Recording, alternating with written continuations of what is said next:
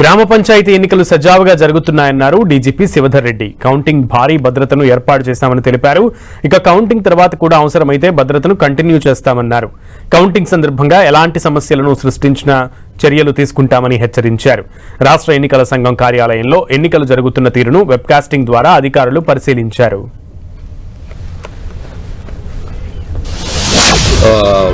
మామూలుగా జరిగేటువంటి తోపులాటను కొన్నిసార్లు పెద్ద చూపిస్తుంటారు.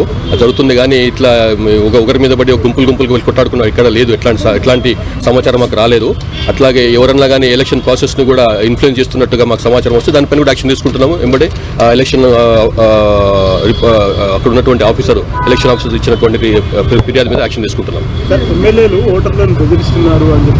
మాకు అట్లాంటి సమాచారం ఏం రాలేదండి. అట్లాంటి ఎక్కడ కూడా రాలేదు. సాయంత్రం కౌంటింగ్ జరిగేటప్పుడు గెలిచే వాళ్ళు ఓడిపోయిన వాళ్ళు ఆ టైంలో ఎక్కువగా ఇప్పుడు అదే చెప్పినాను కదా నేను. నార్మల్గా పోలింగ్ జరపడం ఎంత ముఖ్యమో పోలింగ్ తర్వాత జరిగేటువంటి కార్యకలాపాలు కూడా అంతే ముఖ్యం మాకు పోలీస్ పాయింట్ ఆఫ్ వ్యూలో. కాబట్టి ఎలక్షన్ అయిపోయింది 2 o'clock తర్వాత 2 నుంచి కౌంటింగ్ 5 కౌంటింగ్ అయిపోయిందని చెప్పి మేము వెళ్ళిపోం అక్కడి నుంచి.